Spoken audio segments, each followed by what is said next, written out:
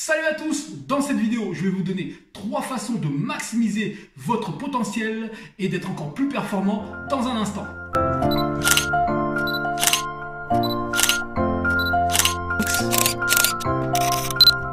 Le point numéro 1 pour pouvoir maximiser son potentiel va tout d'abord se situer sur le terrain d'entraînement.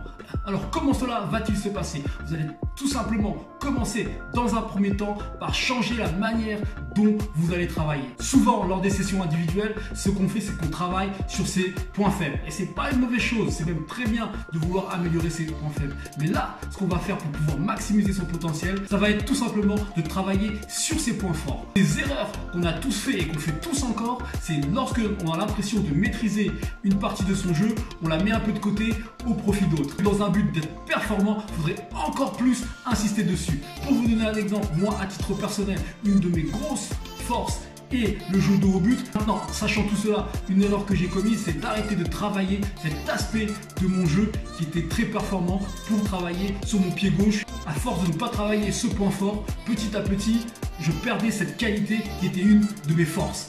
Alors que pour être encore plus performant, j'aurais dû continuer à travailler mon jeu de haut but. Et de votre côté, je veux que ça soit le même principe. Si vous êtes très fort techniquement, continuez à travailler la technique. Continuez, insistez à travailler la technique. Et de cette manière, vous allez maximiser à fond votre potentiel sur ce point précis. Et pour que vous compreniez encore mieux ce que je veux dire, un jour j'ai entendu une phrase qui était très intéressante de la part de Roland Courbis, que j'adore, qui disait « Vaut mieux avoir un pied droit très fort et un pied gauche nul que 2 pieds très moyens ». Point numéro 2, n'arrêtez jamais d'apprendre, d'observer, d'écouter et surtout de vous intéresser.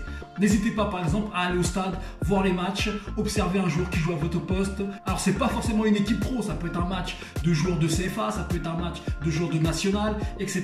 Écoutez ce que vous disent votre coach, écoutez ce que vous disent vos parents, écoutez et lisez les interviews des joueurs. Souvent il y a de très bonnes choses, très intéressantes qui sont dites dedans. N'arrêtez jamais d'apprendre, il y a un certain mythe qui perdure dans le football et je ne sais pas pourquoi c'est uniquement dans le football qui dit qu'à partir d'un certain âge on ne peut plus progresser, on ne peut plus rien apprendre. C'est archi faux, on peut toujours apprendre, continuez à apprendre de votre côté, continuez à observer et vous verrez qu'à partir de là vous aurez de grandes chances d'être encore plus performant et de progresser encore plus. Troisième point, votre entourage. Je ne cesse de dire à quel point être bien entouré par les bonnes personnes est hyper important. Si vous avez des potes qui sont constamment dans la négativité, aussi bien les concernant que vous concernant, prenez vos distances avec eux. Ils ne vous feront pas avancer. De la même manière, si une fille ou une femme un jour vous dit c'est soit moi, soit le foot, ça veut dire que cette femme n'est pas faite pour vous. Elle ne vous aidera pas, elle ne vous fera pas progresser et vous ne pourrez jamais maximiser votre potentiel. Car une vraie femme ou une fille, si elle vous aime vraiment, elle va vous prendre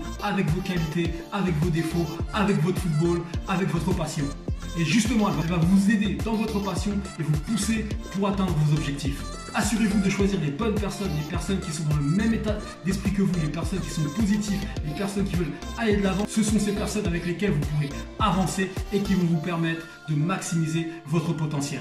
Question du jour, qu'est-ce que vous faites la semaine et au quotidien pour arriver le jour de votre match dans les meilleures conditions possibles? Voilà, je vous remercie d'avoir regardé cette vidéo. N'hésitez pas à liker, partager, commenter, vous abonner si vous êtes nouveau sur cette chaîne.